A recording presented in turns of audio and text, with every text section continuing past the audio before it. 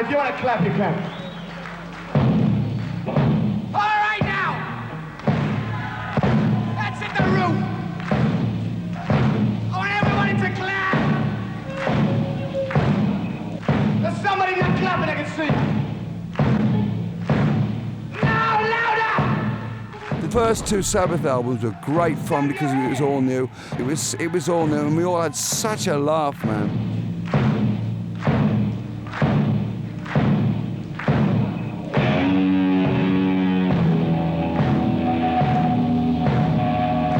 It's fun with it. I mean, it's just like you just go and you have fun every night. These are just as mental as ever on stage.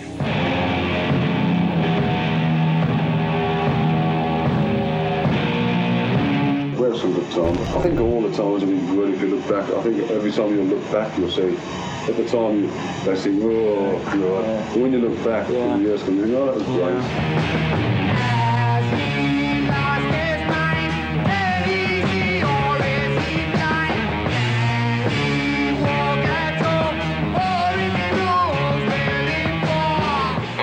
Special was that he didn't have everybody else's chops, that he just played with his own mind. With chord playing, you know, just that hugeness of it all, it just took you away and lifted you and gave you a basis from which to do almost anything. Geezer and Butler are great musicians. Certainly, I found, particularly now, after playing with a lot of different musicians, that Geezer and Butler are quite unique in their style of playing. That old style of what they played made Black Sabbath.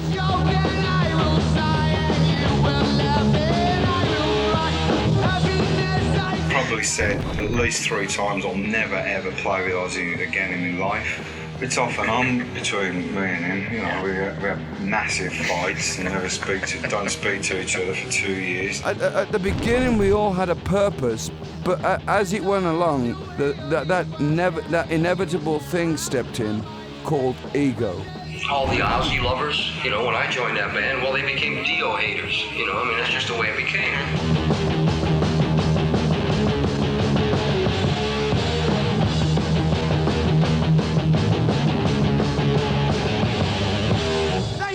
Black Sabbath, thank you.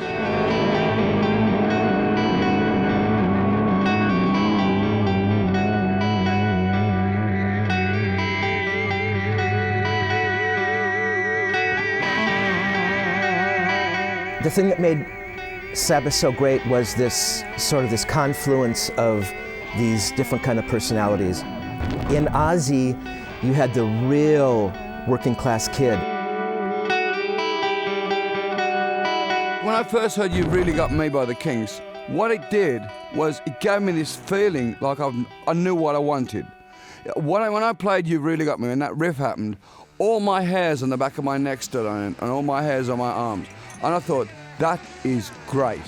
That's what I got to do. Ozzy Osbourne is a completely off-the-wall character, so he brings that to his singing.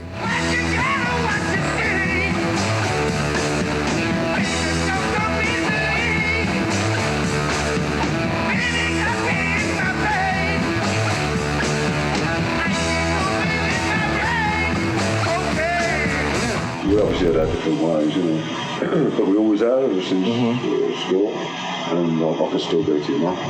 No, I like it. He's a character of his own, and he'll never change. Tony was the musician of the band. Tony, when he was very young, was a very, very gifted player. He was a great jazz player.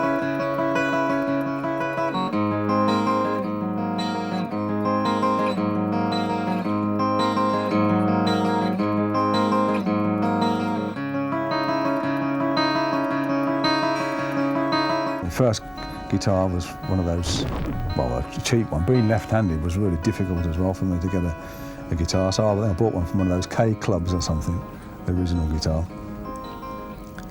And I really enjoyed playing it.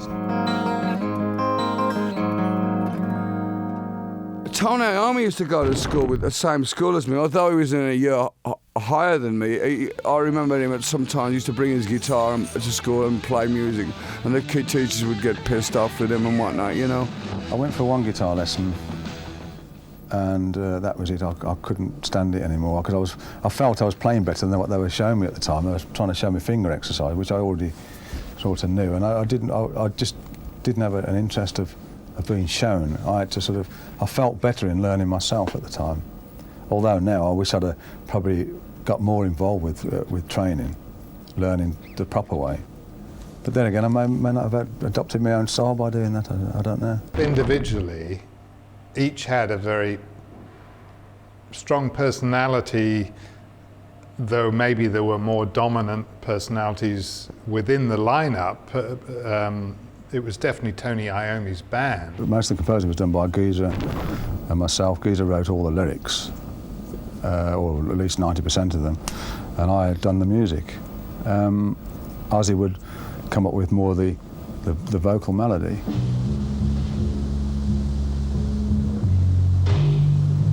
Ozzy and myself used to have a band, and we used to have this guitarist, drummer, and I used to play rhythm guitar, and Ozzy was on vocals. Me and Ozzy left, and I just didn't. Rhythm guitars just sort of nobody wanted them anymore. So I took, and I couldn't afford a bass at the time, so I took 2 strings off my guitar. I used to play bass on me, just this bloody little horrible electric guitar I had. In fact, that's when we got together as like the Sabbath lineup. I was still using my guitar strung down. Your skin starts turning green.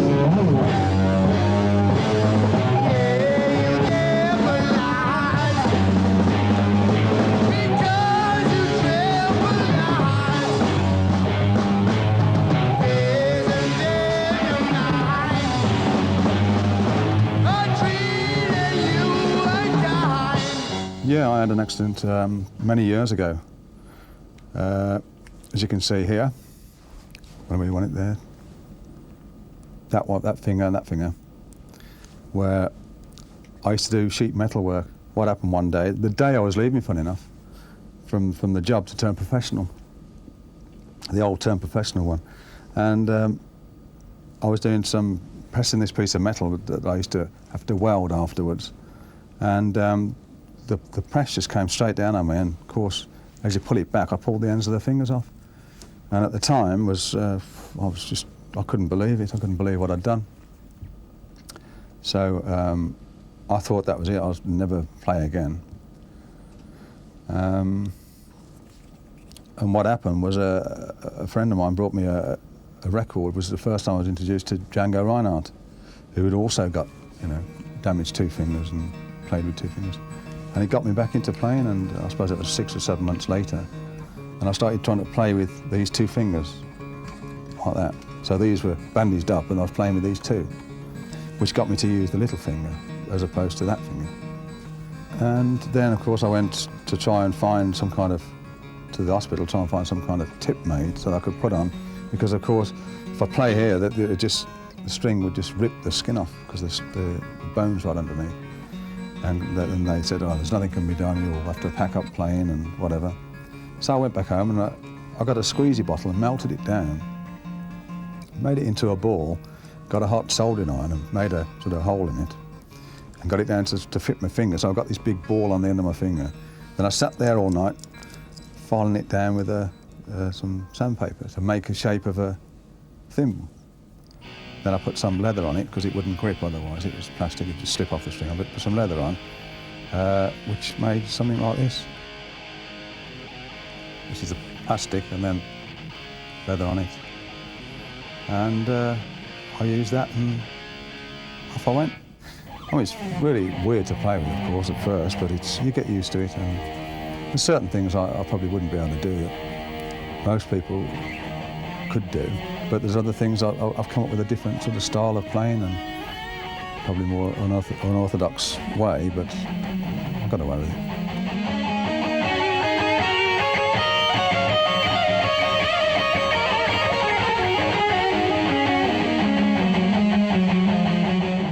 Tony was the musical intellect of the band. Those were his riffs, his guitar parts, him coming up with those different kinds of chord changes. And again, because Tony had such a varied background, he understood jazz, he could play country, he had the rock thing down. Originally, we had me singing, Tony playing guitar, Bill playing drums, Geezer playing bass, we had a guy called Jimmy Phillips playing bottleneck guitar, and a guy called Clark, I think, playing sax. We were a 6-piece. Originally, we went out, we just think of any name, you know, for the night, you know. But then the saxophone player and the bottleneck guitar player went, and then we went out as Earth.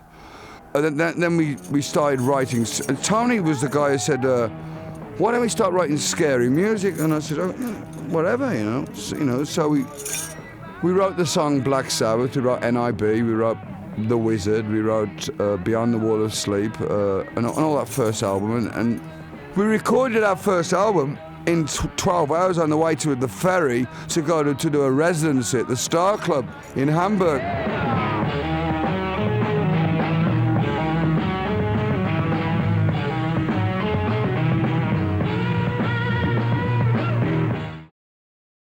How we'd do it was we'd jam about with a riff, come up with I'd come up with a riff, and Ozzy'd sort of sing a type of a melody to it, and then Geezer'd write the words.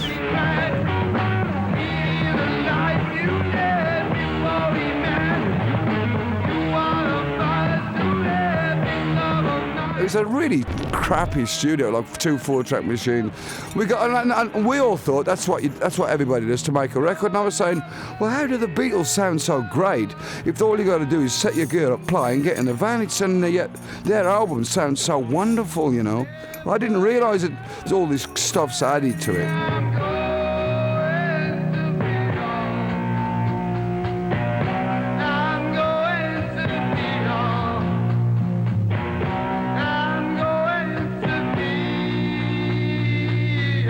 Definitely very dark and doomy. If you read the lyrics, there's a very particular kind of atmosphere that they conjure up, which goes really well with the riffs and the music and the overall kind of, I don't know, lost in a cemetery and midnight kind of vibe.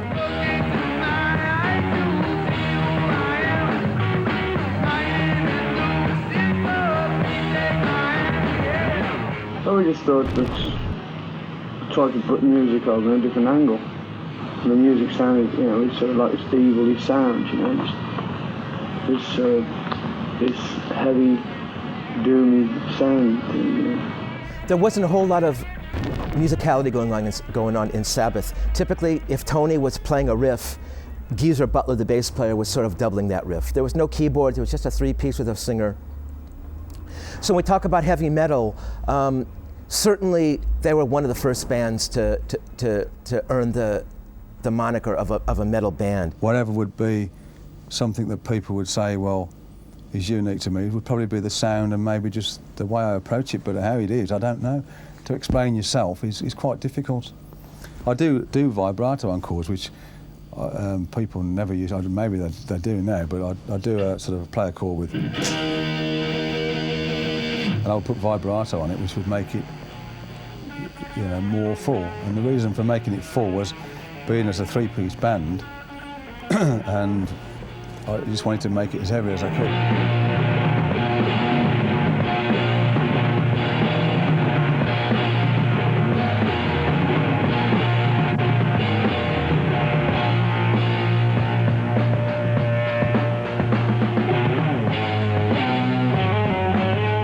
Quite an art to do something that's simple but very, very powerful, and Tony Iommi's riffs definitely achieved that.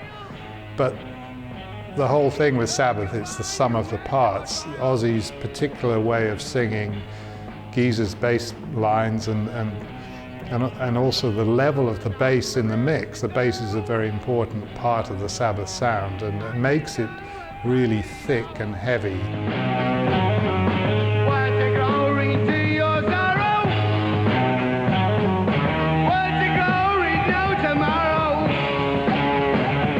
Usually I go into a studio and the engineer or the producer hasn't got a clue how to get the sound that I want, because I always think the bass should be nice and round and deep and smooth and everything else. And when I tell them I want it distorted with like a really growly bottom end and everything, no, you can't do bass like that. So it's always been a battle. I would say he's more towards the kind of bass playing that I like, which is where you're trying to express your personality and not just follow what the guitar's doing or what the drums are doing, though you take from both. Sometimes, I mean, a lot of the time the bass will follow the guitar riff because that's what makes it so heavy and gives it its power.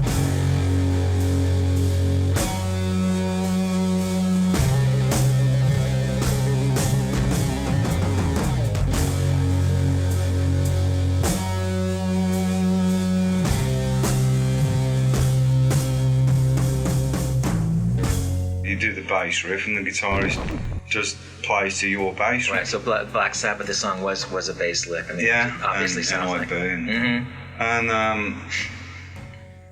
And that's what I wanted to do. I didn't want to win medals for how many notes I could play in 1 millisecond or anything. It was I just wanted to play riffs on bass and not stray off the main thing.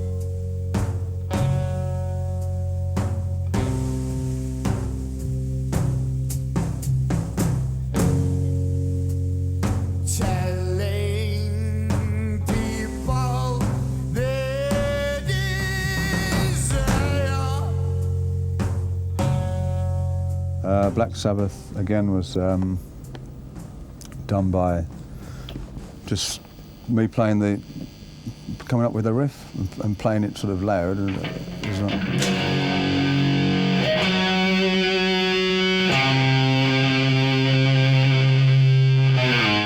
It's this very simple song in G minor actually. It's this great kind of octave riff, the low G 3rd fret 6th string, 5 fret 4th string, and then it's called the flatted 5th, which they've also called like the devil's interval. So whenever you hear in a movie and the tension's building, it's that dong, bong, bong.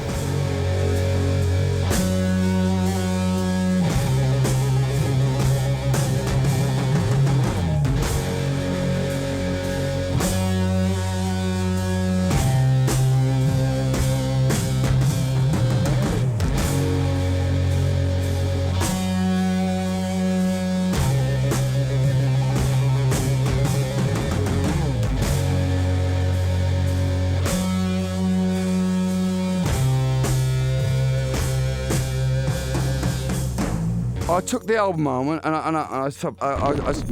my folks have got one of these old great big radiograms. I says, Mum, I made a record. I was just so happy that I'd made a record, you know. So I hadn't heard all the bells and all this stuff that had been added on. So I put the record on, and it starts with this thunder and the bells and the rain. I'm thinking I've given me the wrong record, you know. And then the music starts, and my folks are ready to do a knees up beer drinking song, you know. And my father turned around to me and said, Son, I'm going to ask you a question, and you've got to be honest to me. I said, yeah. He says, are you sure you're just drinking alcohol? I says, yeah. Why? What's the matter? He said, this is very odd music. What is this that stands before me?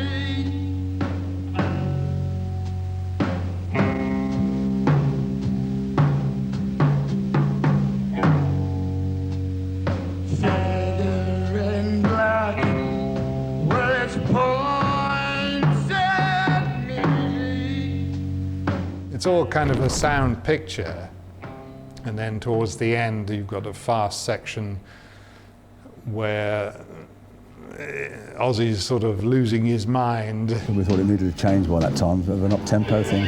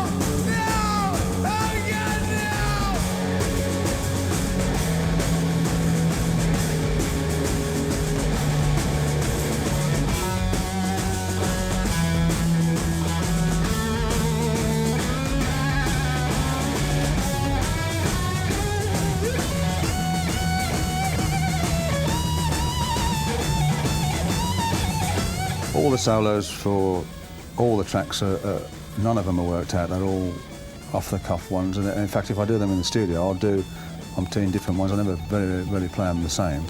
And on stage, there's always something slightly different. I'm not the sort of guitar player that can sit down and play everything exactly note for note all the time. It has to be sort of, I like to do it off the cuff.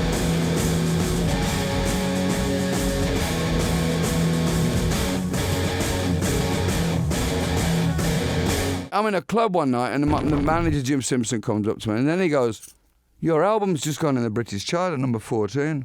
I says, yeah, pull the other one, you know. And he says, no, he stayed in the British charts in the top 10 for 2 years.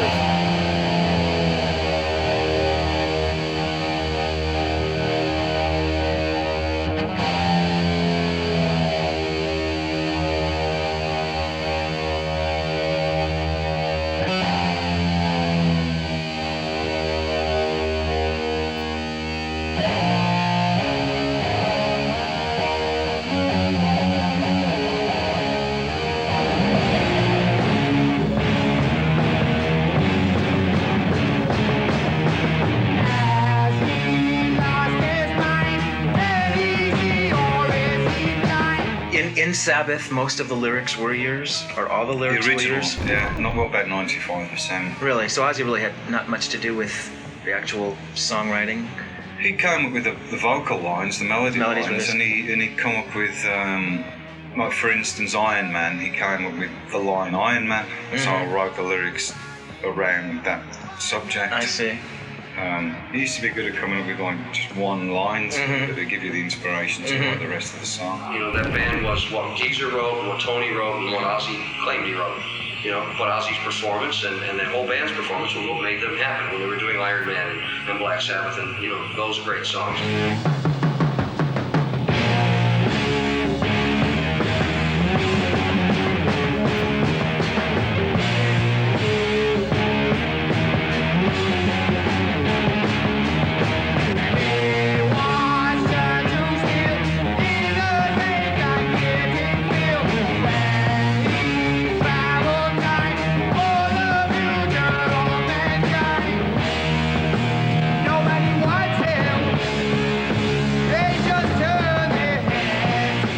Sabbath certainly is identified with Paranoid, with Iron Man, but really with Sabbath, because I never really had the big singles, they were really more of an album band. I mean, their songs on the records kind of acted as a whole. So I think of Sabbath as kind of more of an album track band as opposed to a singles band. But certainly Paranoid was a great song.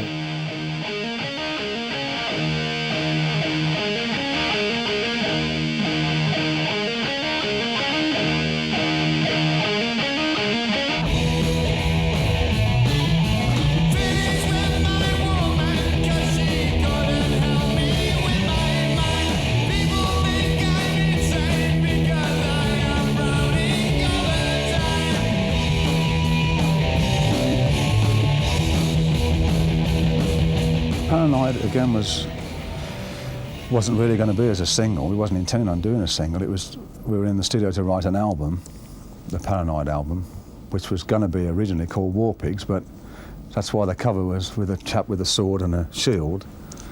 But they banned it from being called War Pigs, so we called it Paranoid, which had nothing to do with the cover at all. But anyway, we went in to record the album, and in the lunch break, I didn't go out to eat with the others, I just stayed at the studio, and just came up with this riff, this Paranoid, and when everybody came back, I said, well, let's just put this down, so we put it down, and that was it. It wasn't intended as a single or anything, it was just another one for the album.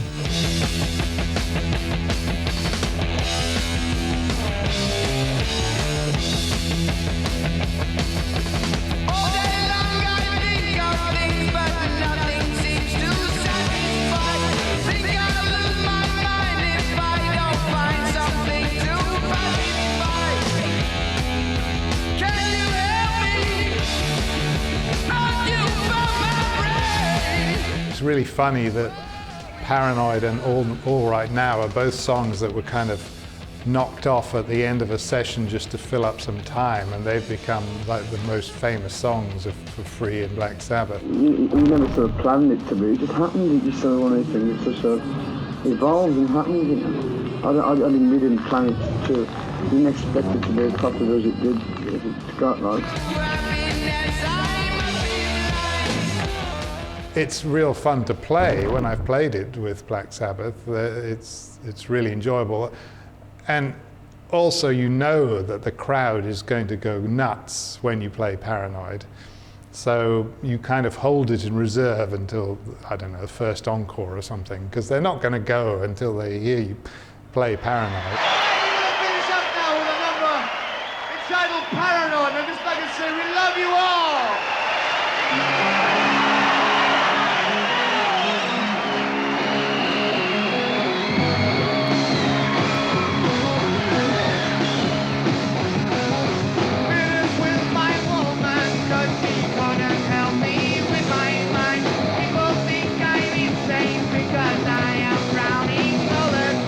Paranoid came out, and that was even not a bit. I mean, and every English band's dream was to come to the US, you know.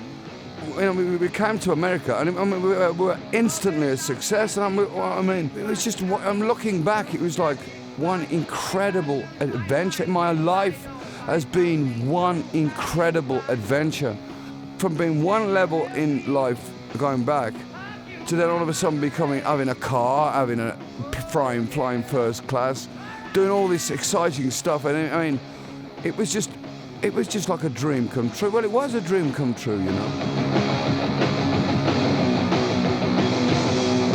I need someone to show me the things I did. I can't find.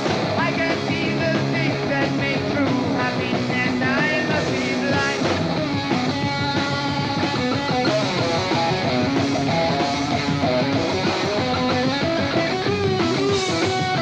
They just got huge. I mean, again, in America, we didn't have that kind of a thing. We had the Motown thing, we had the Beach Boys, we had sort of the West Coast sound, you know, that was kind of bred in San Francisco, but we had never heard anything like this. We didn't have that kind of songwriting, that kind of guitar playing. And I will die and you will laugh and I will cry. Happiness I cannot feel and love to me is so unreal.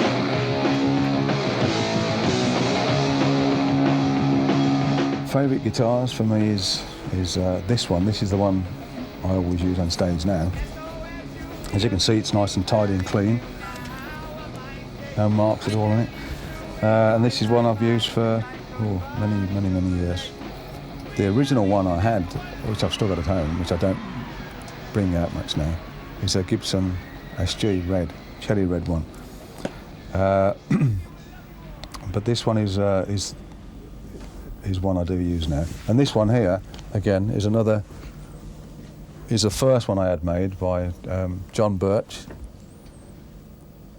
This is one of the earlier first ones he ever made. That's that one. And I got involved with John Birch many years ago when I tried to find somebody to make me, because of problem with my fingers and stuff, I had to try and create something that I could work with. So I wanted a guitar which was easy, strings, I could bend the strings easy, which again I went into using banjo strings for first and made my own sets up because you couldn't buy light gauge strings in them days. And I went to approach different companies to make me light gauge strings. They said, "Oh, it can't be done, it's impossible. It wouldn't be harmonically right." So I said, "It can be done. I've done it. I've dropped all the strings down and made sets up from banjo strings and whatnot. And it worked for me, and I could bend them, and it was good. Of course, nowadays, everybody's got light gauge strings, but in them days, you couldn't get them. So I went to John Birch to make me a guitar that would be comfortable for me to play too. And I wanted a 24 fret guitar.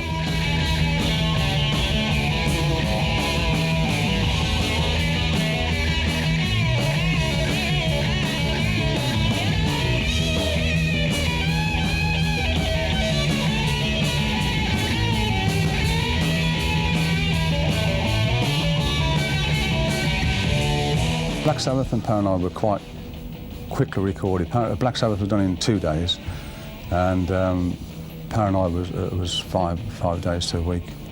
It took us to do that, finish it. But Massive Reality was quite a different thing. That took a lot longer. That's when we started getting into long time for us. It was going into weeks, and we thought, oh God, this is taking a bit long. We tried. There was one particular track that Bill couldn't get right. I think it was Under the Sun or something it was called. And we went to about 3 or 4 different studios because couldn't get the vibe in them days. I don't know how we got to that, but... Because everybody has their own idea of what a mix should be or what a sound should be. And when you get like 4 people supposedly producing an album, it's always, you have to take so long. And all of a sudden it becomes deadly serious and people start telling you what you should and shouldn't be doing and what... You enjoy those first few years of them because, you never recapture them again. I've been very lucky.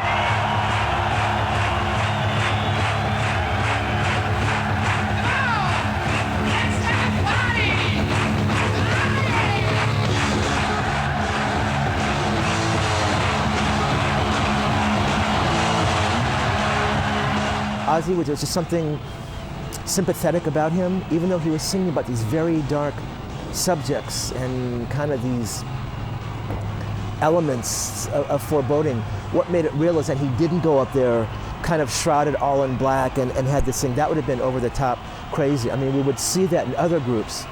Ozzy was really kind of a schoolboy singing about these things, and we sensed there was something real about him. We could kind of connect with Ozzy.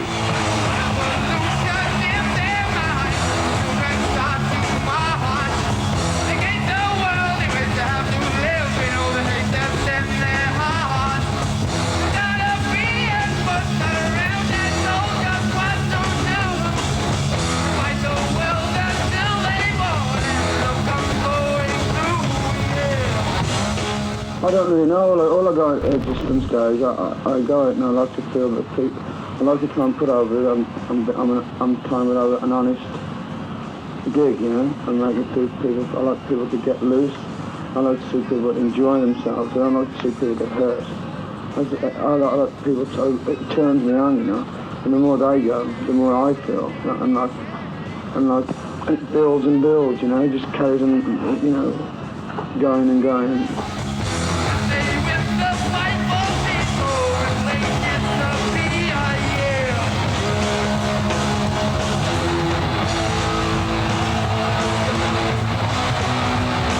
The first festival that I've ever been to, where everything seems to be so beautiful and peaceful. There's no hassles, the organisation is absolutely incredible, It's just beautiful. It's the way they all should be. We're just going to go on and play our music, man, We don't go on and blow the stage up or do anything like that. We just go on and play our music, man, because that's all it's about, They played the California Jam, which is a very famous outdoor show held at the Ontario Speedway outside of Los Angeles. And the show was sort of a triple headline with Black Sabbath, Deep Purple, and ELP. And I remember that they were flown in via helicopter. In fact, everybody had to be flown in because I think there was like 300,000 or 400,000 people there. Like in the old days in the 70s, you'd get bands like the Eagles, Yes, and Sabbath doing the same gig, Or you get we opened up for James Taylor one time, But you see that's the whole thing in the art. Nowadays it's like these metal packages, these rap packages, these alternative packages.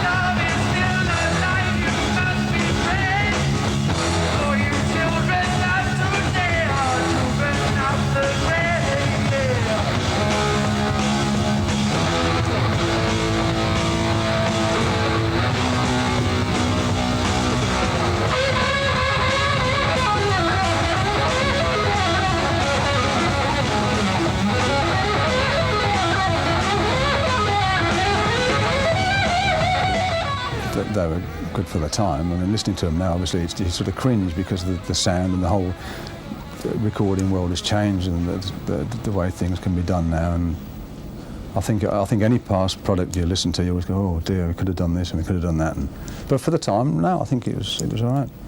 And Volume 4, the same.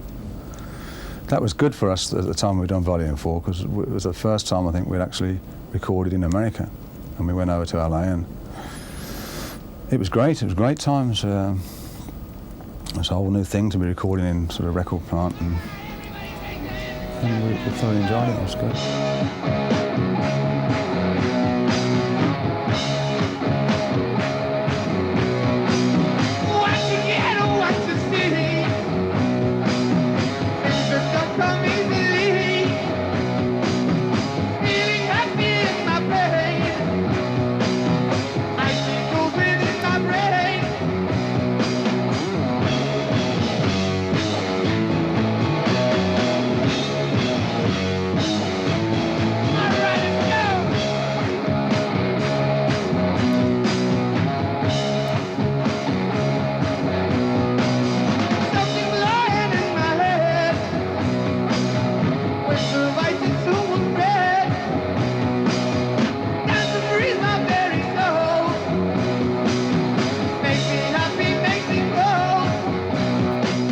I got the rap of being stoned and drunk all the time.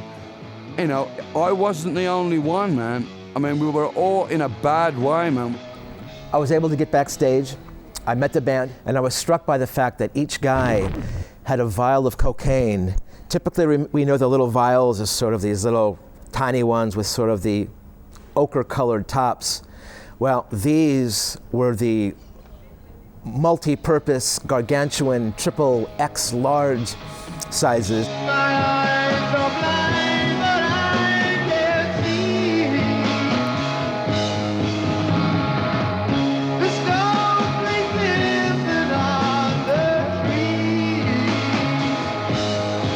To get 4 guys to come up with the same result at the end of the day was near on impossible, because not saying I was better than them, not saying they were better than me, but the fact is that success does change you. I mean, when you're hungry, you all have one goal to have, and that is to get successful. Now, when you get successful, it affects various people. I mean, it affected me. I didn't give a shit. I was full of cocaine and all the rest of the crap that I used to do, you know? So, I mean, that stuff makes you talk total horse crap, you know? The amount of, there shouldn't be a problem in the world, because I think we solved them all in a bathroom of a hotel with a bag of that white powder, you know?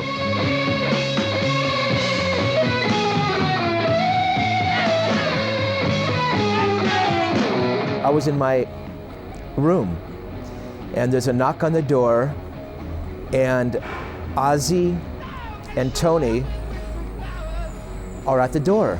And they kind of come in, and they were pretty buzzed. They were pretty drunk. And they come in. They take the television set. Television sets in hotel rooms are kind of bolted to a wall or bolted onto some kind of foundation. They rip it off the foundations. They take it and they just throw it out in the hallway.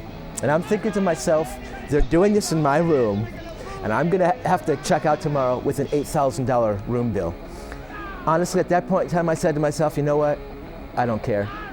If I'm going to get in trouble, it's going to be having my room trashed by Black Sabbath. Don't you think I know what I'm doing? Don't tell me what I'm doing is wrong. You're the one that's treated a loser. You better be loving long. Right. I mean, you said you really don't care about the money. I do and I don't, because like I never go out and think about the bedroom. All I want to go out and think is the kids there and enjoying what I'm playing to them. I mean, I don't go on stage thinking I earned $5, $10 and counting bread as it's going along. I don't want to know, man. I'm not in it for that. I'm in it just to turn people on, you know. And I'll do it as best way I can. You know? I mean, like for years I've blown around for nothing, you know. I got screwed out of a lot of money from time to time. In previous other ventures I'd done before the band. I'd always been ripped off by people in the past. And I think, well, if that's where it's at, man, I don't want to know it. All I want to do is be able to have a comfortable life, feed my kids, feed my wife, and put a roof over their heads, and make sure my kids have a good upbringing.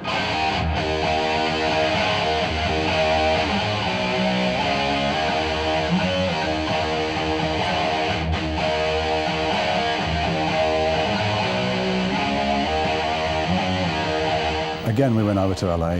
We'd done the same procedure we did with Volume 4, but it didn't work on Sabbath Bloody Sabbath. We went over, rented a house for 6 months and went over there, and same house and everything. It just didn't work. We couldn't get the same atmosphere, and we couldn't write. I just don't know. I haven't got the clue. We just got stoned all the time. We couldn't get any stomach sort of out of it like all the time. We couldn't think because we'd got Volume 4 together in LA, and we thought that being away from home made us work more and get into it more. But it was just like a party from time to time. It's like a holiday now. We all went out there and just crazy all the time. So we ended up coming back to England and went to Clearwell Castle in Wales and wrote Sabbath Bloody Sabbath there.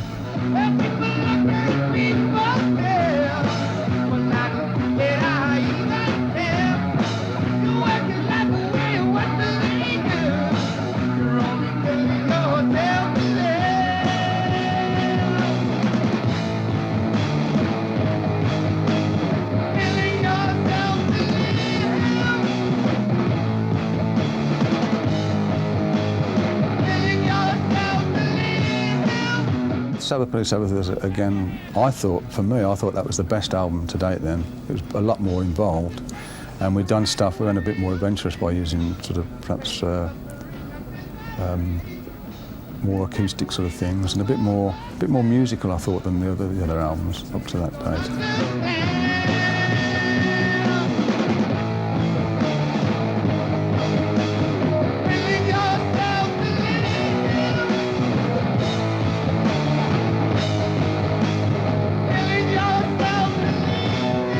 Before, I just didn't have a clue how to get the bass down, just didn't let the roadie do it, and just go on and play. And I think with me, it's like everybody says that no matter what I'm using, what bass or equipment, I always get that sound anyway. It's just the same as Tony always gets his sound. And exactly. You find that with a lot of people, wherever the sound is, no matter what guitar or amp they're using, they get that sound.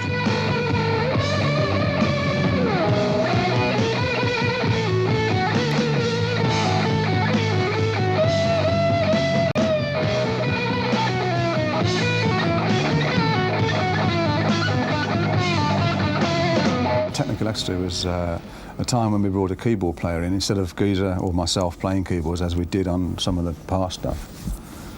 Apart from Wakeman played on Sabbath Bloody Sabbath track. We brought a keyboard player and we were getting to use involved keyboards a bit more, and we thought, well, we don't want to keep playing and we're not good enough to keep playing these sort of things. So we brought a keyboard player in when we wrote Technical Ecstasy. And I must admit, I quite enjoyed it. I enjoyed that album, although I think I was a bit too self-indulgent for me. I think I got a bit too over the top with it, because I got more into the production side then, and I was fiddling about.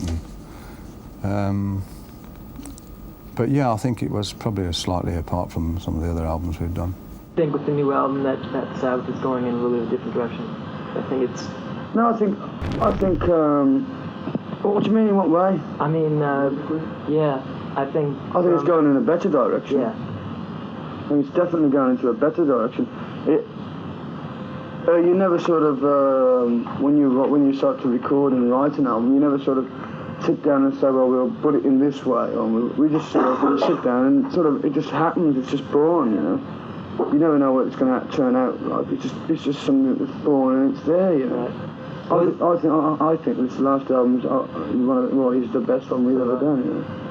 If this is anything to go by, I can't wait till the next album or the next but one or the next but one, you know. Right. Because, like, you know, it's just incredible. I can't believe it. This last album, man. It's almost not distinguishable as a Black Sabbath album, but yet it is. Even on their last records, Never Say Die and Technical Ecstasy, their last records, there was some really great moments on there. They never lost what they did. What happened was I was getting musically frustrated because, you know, there's one of the songs that I'm just a backstreet kid, one that we wrote. And there's a line that I wrote on that, it says, rock and roll is paying my lawyer's bills, or something like that. But we were working on the road to pay lawyers' fees to keep the lawsuit going against the manager who was ripping us off.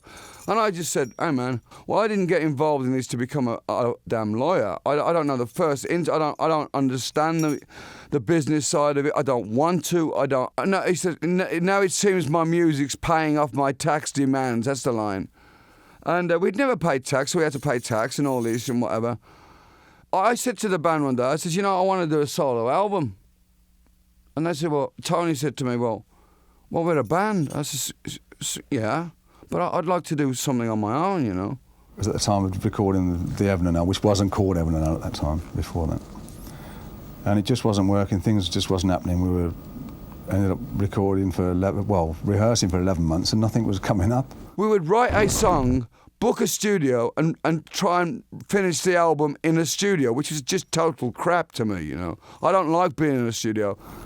So we'd come up with plenty of riffs and stuff, but there was no enthusiasm. So it just had to come to an end, and we had to have a talk, so it's not going to happen. I wanted to do something aside from Sabbath. Not saying that I was any better than Sabbath. I just had this thing that I had to vent my thing and do something what I wanted to do, you know? So I said to Tony, and he says, well, if you've got any ideas, you should put them to the band, because we're a band, you know. It'd be great if I come up with something and didn't give it to you guys. And then I said, oh, fair enough, then okay. What do you think about this? Don't like it. What do you think about this? Don't like it. What do you think about this? Don't like it. What do you think about this? And so on. No, they didn't like anything. So here am I. I'm still frustrated. I don't like what I've done. They said, tell me that if I've got any ideas, you should give to the band. I've given them to the band. They don't like it, so I'm still in the same hole. But now I'm more frustrated because I've got this desire to do a solo album. And so I left. I just thought, this is crap, you know.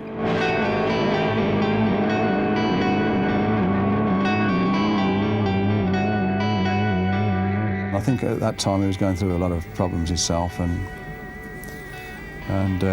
we needed to sort of get away from each other, and we needed to do our own thing, I think. Well, he certainly needed to do his own thing, which he did, and quite successful with it.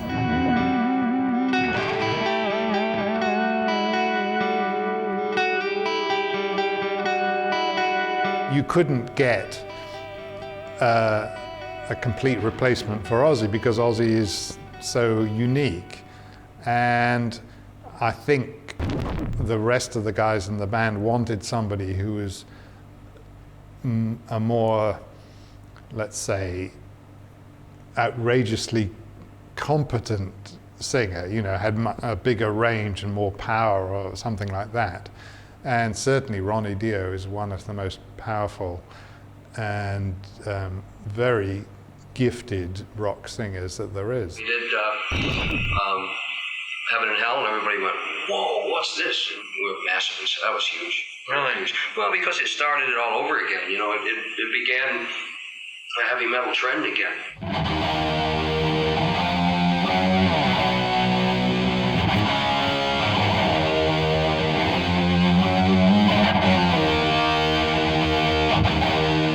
It worked great. I mean, straight away it was like life into the band again by just bringing somebody new in, and the sparkle was there again, and it was really exciting. Everybody was like really ready to go again by hearing somebody put something into it. You know, when you're good at what you do, there's always someone out there who wants to do it with you. Mm-hmm. So I was always, you know, fortunate, and at least I'd made my bones in Rainbow as a singer. So when it came time for, you know, Tony to be interested in, you know, me as a singer in Sabbath, that he had something really concrete to listen to and go, yeah. And so, I mean, I'd already made my mark. It was like they knew I could sing, they knew I could write. I just had great opportunity there and took a hold of it.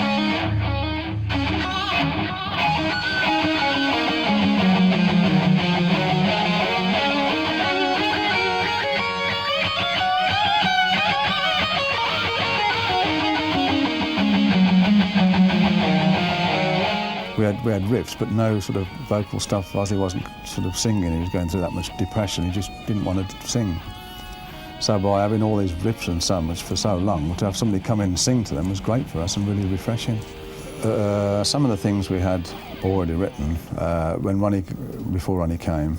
So his involvement was good, really, because he came up with a few other ideas to add to the songs. Ronnie is such an identifiable singer that it's impossible for us, after hearing only Ozzy's voice with Black Sabbath, as thinking of this as Black Sabbath with Dio. It's Dio and coincidentally the remaining 3 members of Black Sabbath. All the Ozzy lovers, you know, when I joined that band, well, they became Dio haters. You know, I mean, that's just the way it became. Sabbath, in my opinion, from 1968 till after I left with the 2 Dio albums involved, it was one of the greatest bands I ever worked with. Gathered in their masses, just like witches at black masses. The fields of bodies burning as the war machine keeps turning. Evil minds that plot destruction. Construction. Say, where you go,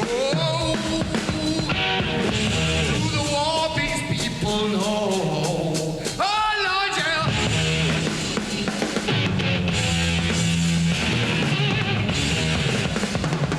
I went back to tapes of old Sabbath stuff from 1969 and 70. Wow. Which I've got boxes and boxes and boxes. Riffs that I've never used. Songs are sort of classics in their own right, you know, everybody knows them. I mean, when I left Black Sabbath, I said, that's it, I'm not doing any more Black Sabbath stuff, I'm going to do all my own stuff. But then the kids said to me, hey man, we want to hear Paranoid, we want to hear this, we want to hear that, we want to hear... and then I stopped and thought about it, and I thought, well, you did sing on it, you did co-write it, and so it is a part of you, you're not exactly covering songs.